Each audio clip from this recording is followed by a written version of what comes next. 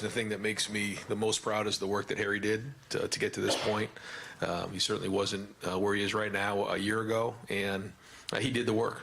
What we did is put structures in place to help him and to help all of our players. Just like if somebody tears their ACL or sprains their ankle, they need physical therapy. There's guys who need some work in the mental area, and that's really what happened. He did the work. We just put the structure together, and proud that he's in a better place now than he was certainly at this point last year. Concerned were you when he came to you and said that he was having suicidal thoughts?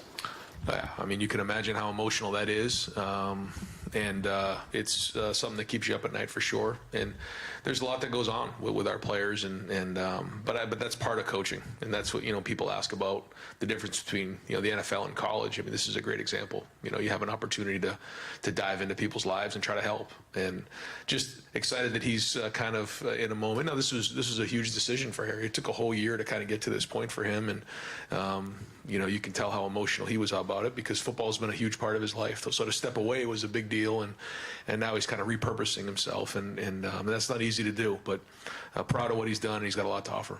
One more from me. I hate to try to even ask you a football question, but I do want to ask a football question. The Leo and Jim Knowles' defense, just your thoughts on that position, and who maybe are some candidates to play that position for you guys? Yeah, we really haven't dove into that as much. It's mostly been about the 4-down stuff early on, and just kind of installing the base defense, certainly the first week, and now as we get into practice 3, 4, and 5, that's where we're going to really start diving into that, and some of the guys are going to kind of surface as we move forward. But I think our base stuff is 4 down, and that's where we're going to start, and that's where we've started. But that package is something that at Oklahoma State and at Duke has been pretty dynamic, and I'm excited to see where it goes. We're not there quite yet, but it's coming fast. Go third row left, Dan Hope, 11 Warriors. Ryan, just follow up on Harry. He had said in his statement that he was grateful to you for giving him an opportunity to give back to the program in a different way. Is he still around? And kind of what's his involvement still? Yep, we're still trying to figure that out. What that means for him. The fact that he retired from football is one thing, but he still wants to be part of the program and find a way to make an impact. And so we said we didn't need to make that decision right now. We're going to give it a little time and try to figure out how that is, but he certainly has a lot to give. What kind of emotions does it conjure up in you as somebody who's has been open about your own mental health struggles to see him be on the Today Show and to share that message with people and try to make a difference for others?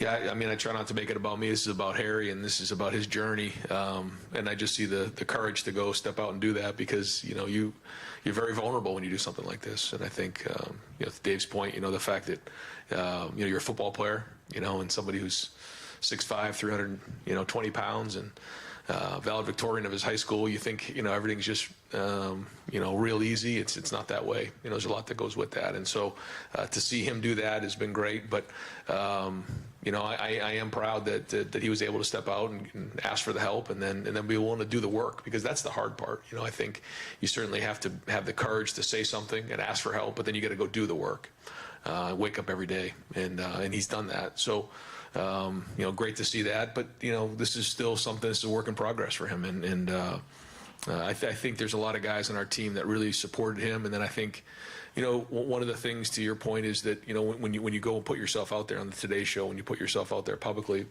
there's a concern of what people may say or think. And I think that the support of Buckeye Nation, of the state of Ohio, of Ohio State, of this football team, and really nationally has been pretty remarkable. And I think that means a lot to him. Go second row left, Stephen Means, Cleveland.com. Ryan, just kind of switching gears from that topic for a second. Last year, I know you guys, like Garrett and Chris and J-Mo, when he was still here, participated in Pro Day. Obviously, Garrett and Chris are going through it on their own now. Is there a chance CJ's their quarterback tomorrow when they're going through drills?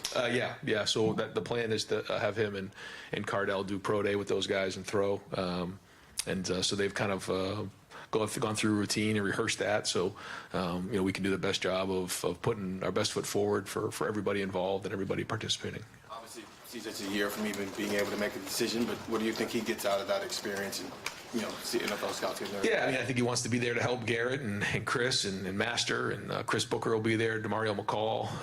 So, I think that's the biggest thing, is be there to support his teammates and try to, put on a good show. I think part of it, we put too much pressure on something like that. So I think for him to be out there and help those guys be comfortable is important. Cardell will be out there as well, and then they've thrown a little bit. So, but it's a good opportunity for CJ to go through it and just see what that's like and feel it. So when he's there next time, he'll be maybe a little more comfortable. Fourth row middle, Colin Gate Rivals. One more thing on the Harry Miller stuff. One of the things he was talking about in his statement was that the amount of backlash that players get, whether it's, you suck, transfer, these responses. Harry even said there were death threats given to players. And I'm curious about is that something that you've seen? Is that something that's real to you? And kind of how do you approach that, or when you hear something along those lines? Yeah, I mean, anything in terms of a death threat or like that comes on our plate, certainly we would handle very seriously. But we do, see a lot of the exposure that our players get. Everybody, I get, and that's unfortunately part of this job, but it doesn't make it easy. And it's one thing for somebody in their 40s to be able to compartmentalize things like that, but it's a lot harder for the younger generation who's really found their identity through social media and through their phones to go on there and see some of those things. It's one thing to tell them, hey, it's only 10 people. I say it all the time, when you look at a stadium of 107,000 people, if you have 10 bad comments, there's like a little tiny section in that stadium right there. Everybody else is great, but all you see is those 10 people and those comments, and they just kind of stick with you. So it's something we do talk about and try to figure out ways to help these guys with that. We call it the man in the arena. We have it, I think it's behind one of these here. Yeah, that's it right here. We talk about the man in the arena, and the guy who's actually in the arena is the one who counts, not the critics and the people who criticize and say those things. It's actually the warriors who actually go out in the field, and that's a big thing today. And I think now with social media and the amount of exposure that these guys get, it's great. There's a lot to gain from it, but sometimes it can hurt. But and I think the easy thing to do is to look at it and say, well, boy, they get a free scholarship, they get all this attention, they get all this, and that's great. It is true, but there's also the other part of it that is easier for some to handle, and a little bit more difficult for others. And it's something we need to be aware of, and that's why we've put in place some of these services to help our guys to deal with that. And I guess to the football side, I'm curious, how have you seen kind of Devin Brown get ingrained in your room? What's his relationship like with CJ? I know he's talked about his relationship with Kyle, throwing in winter practices and things like that. I mean, how have you guys seen him kind of get involved in the room and kind of that relationship of the room kind of growing? No, I think it's pretty good. I think this is a good group. It's a good room, and Devin's just getting his feet wet right now. He's learning every time he's out there. It's for the first time, but Kyle's really been working hard. A good thing is he's got a year under his belt, so he's a little bit more veteran in that area. And then certainly CJ has a lot more game experience. So you have three different guys with different types of experience, but they seem to be gelling well right now and getting a lot of reps and learning. But it's only practice 3. We go second row left, Bill Landis, The Athletic. Ryan, I'm just wondering about some of your personnel and all these receivers and running backs you have, and whether or not you entertain a little more the idea of some packages without a tight end on the field, or if you have a philosophy along the lines of we always want to have a tight end on the field no matter what. Like, how do you kind of work through that stuff? Yeah, well, I mean, we have to have tight ends for sure. When you don't put a tight end in the game, it really limits what you can do running the football. So we have to have the physicality up front to be able to do that. We certainly want to have at least one tight end in the game and possibly 2. And then Mitch, kind of gives us that kind of fullback H type, and we like that. We like to have the ability to do that. And we'll try to find as many creative ways to be able to run the football when we have more skill guys on the field, and we'll consider being in 10 personnel, which is 4 receivers in a game, but it limits what you can do. The more receivers that we can put out there and play in the game, we will do. But we'd like to have at least a tight end or 2 in the game. When you have Mitch on the field, can you possibly consider that more like 20 personnel, because he is more of an H-back than he is, I guess, an inline kind of tight end? Yeah, I think so. Yeah, he has a little bit different skill set than Joe Royer and G. Scott, Sam Hart, Bennett Christian's just kind of getting started. And so when you look at those guys, they're a little bit different styles of player practicing those things. Front row right, Joey Kaufman, Columbus Dispatch. Ryan, what's been your kind of, early takeaways with the offensive line, new position coach, but there's some continuity there. What's been kind of your early impressions? I wouldn't say there's a ton of early impressions other than I think they're trying to, just understand Coach Fry and the way he does things and build some power of the unit and some camaraderie in that group. He's a tremendous teacher and technician, and I think they've really dove into that and enjoy that. You'll have to ask them, but we just put the pads on today, so it's hard for offensive linemen when you don't have pads on to really, see where you're at. I think we'll watch the film today and have a lot to correct, but I think as we get through the meat of spring ball, we'll have a better idea where that is. But I think right now they're in a decent place, but we moved Paris over to left tackle, so that's an adjustment there, and Donovan's stepping in at guard, and so DeJuan's really put a lot of work in the offseason. Matt Jones, so we have some good guys in there. Enoch is working hard. So there's some guys in there that can challenge for some of those starting positions. That'll be fun to watch. And then some of the younger guys got to really develop. Some of the guys who came in the last couple of classes, now it's time for them to step up. How big of an adjustment is that for Paris? To go from He's played tackle, I think, the majority of his life. So the bigger adjustment was moving to guard. But now as you go to play tackle, left tackle at Ohio State at the highest level, certainly there's a lot of development there, when you played guard for last year. But it's not like he's never played tackle before. Front row right, Austin Ward, Letterman Row.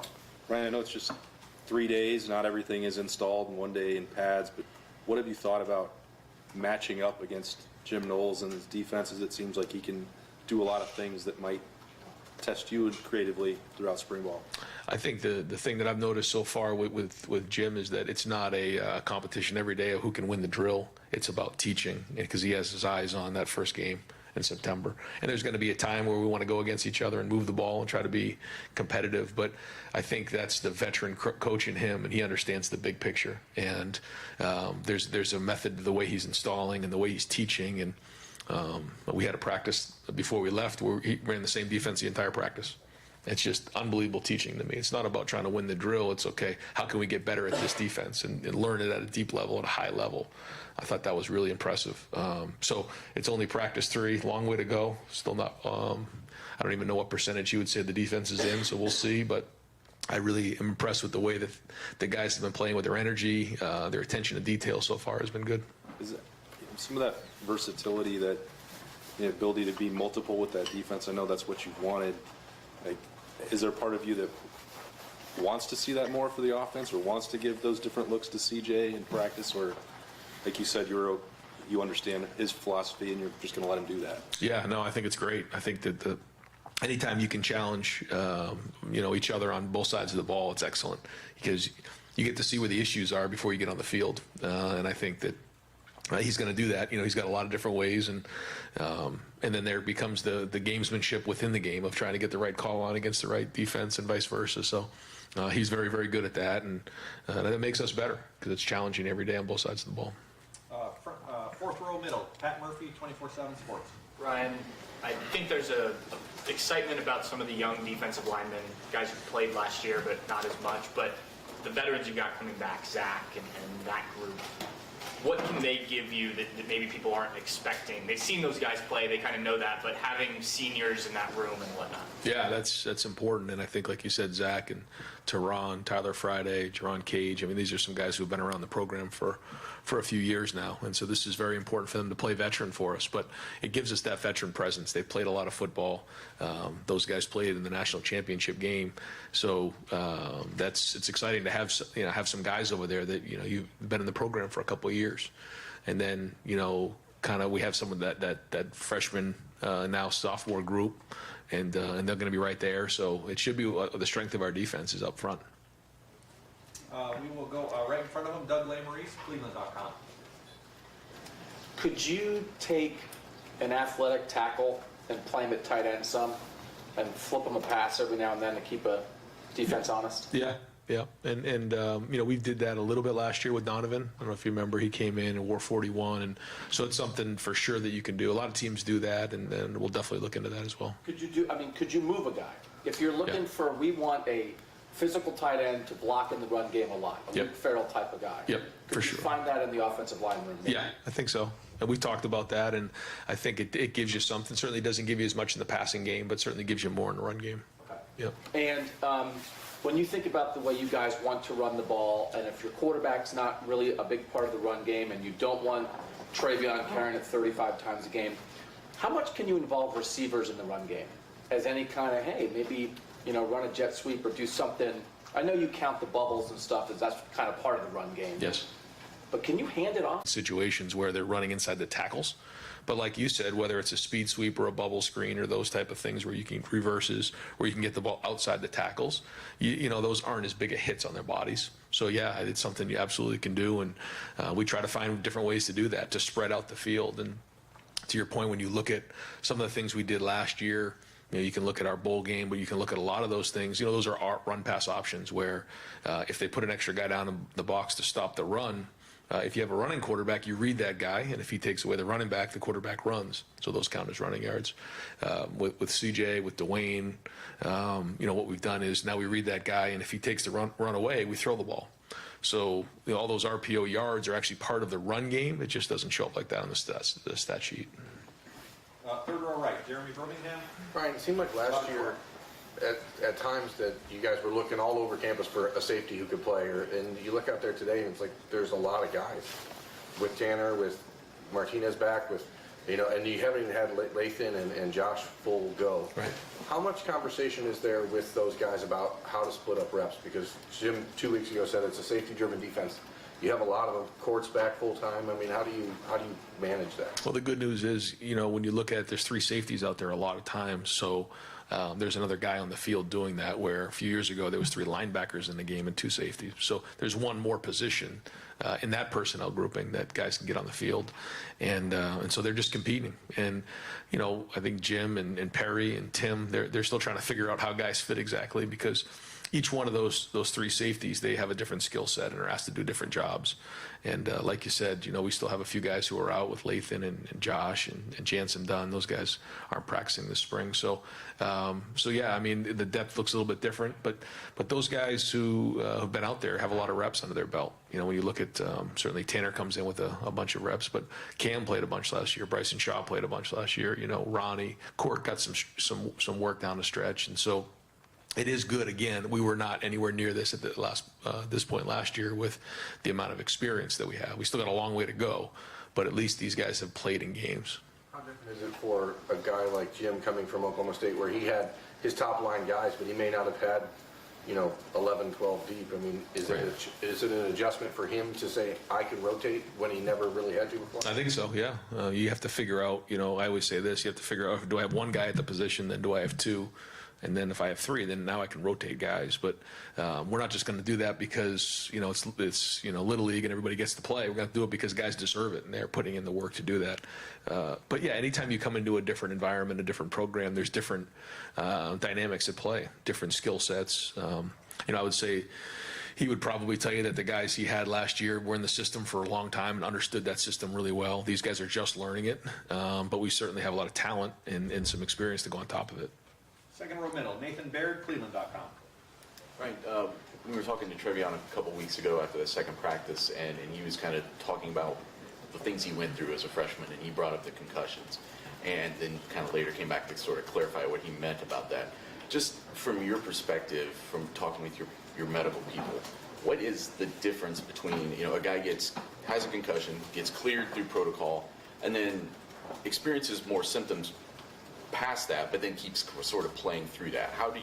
What's your understanding of that dynamic? I literally just asked the trainers and asked the medical and the doctors if they're cleared or where they're at in the protocol, and that's it. So before every practice, we come through and we go through the medical report with our entire staff, and guys are either limited, out, or full go. And from there, we just kind of follow their lead on it and go from there, because it's certainly way over my head. JT Tumalo, obviously you guys didn't get a lot of observation time with him last year when he got here before the season started. What have you seen from him since the end of the season to now, as far as what he's going to bring to this second season, and maybe especially, is there something that in the way that Jim's defense is going to bring something out of him? Well, he didn't have a whole off season. He didn't even have a summer. That's probably one of the more unique ones we've had, although we've had a few in the last couple of years. But he got here a week before training camp, and that was one of the concerns that we shared with his family, was that if you show up at the end of July, you're not going to have a lot of time to prepare to get on the field. All you're going to have is August, and that's really hard. To his credit, he got on the field and played despite not having that lead-up time, which I don't think I've ever seen that before. So it says a lot about him. But now he's had a whole off season. Well, hasn't had a whole off season, but he's had 7 weeks of winter conditioning, training. He's gotten stronger, and now he's kind of diving into the spring practice. So I think as we head into August, it'll be a whole year of work under his belt: a season, an off season, a spring, a May and June, summer, and I think he'll look a lot different. He obviously was pretty physically advanced, and that's what allowed him to do some of the things he did last year. But are you saying, like, you think these months are going to maybe help unlock something else? You got to think so. I mean, our experience is that, just to show up at this level of college football out of high school and just play is very difficult. I mean, I could only count on my hand, a few guys who've ever done that. I've never seen anybody show up at the end of July and even play like he did. So exciting to see where that goes with a whole year under his belt. Right in front, Bill Rabinowitz, Columbus Dispatch. Yeah, another question about Harry. We didn't have any idea about that, as it should be. But you were dealing with just the regular coaching stuff, trying to fix the defense, and this, which is probably bigger than anything. I mean, how did you kind of deal with that? Because that's serious stuff. Yeah, I think one of your jobs as a college football coach or coach in any sport is just to do that, is to find ways to try to help people, but also you have to be able to compartmentalize the best you can, and that's not easy to do, but to try to deal with each individual situation, but not let it carry over to other parts of your job and your life, and that's one of the things you have to learn in this job is to do. But when you have 120 guys on a team with their families, with 50 some odd people in the building, that's 170 people on a daily basis, and it's not like you're going to work at IBM. I mean, when you take on the responsibility of recruiting someone and bring them into your building and say it's a family, then you have to take on some of the stuff that comes with that, and that's okay. That's part of the job. It's part of being a family, and you don't always agree. There's arguments, there's hard feelings, there's different things that come up along the way, but you try to work through them the best you can, and you try to help people the best you can and treat them the same way that when you recruit them a certain way. And I think the old school way is once they were in the building, it changed. And that's not the way we do it here. We treat them the same way that when they're here is when they were recruited. And there's a lot that comes with that, but that's the job. And if there weren't problems, we wouldn't have jobs. That's part of being a coach, is to solve the problems and try to help people. And this was just one example. And I know that mental health is a personal issue. It matters to you. Were there times during that situation where you were thankful that this is kind of your pet issue? This is the issue that you're passionate about. I think that I don't know. I think I recruited Harry.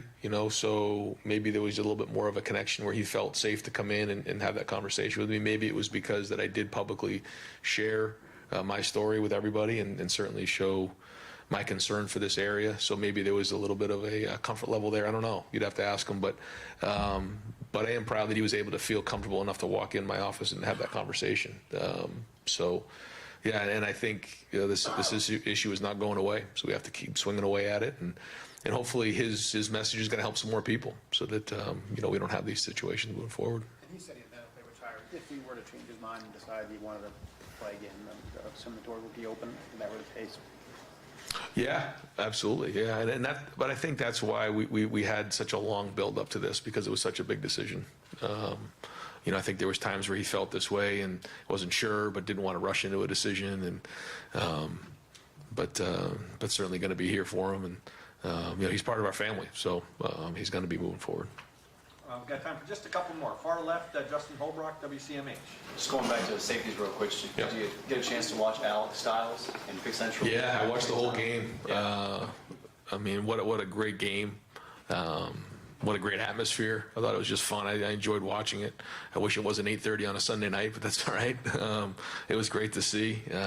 Certainly Centerville had a great team and played really, really well, but what a great game for Pick Central, the way that they played. And I thought he was tremendous. I thought just when he decides he wants to go, he's what a great athlete and really skilled in basketball. A lot of times you see a football player out there, they're just kind of bouncing into people and kind of the goons out there knocking people around. That's not Sonny. He's very, very skilled and had some huge baskets in the fourth quarter and some really good passes.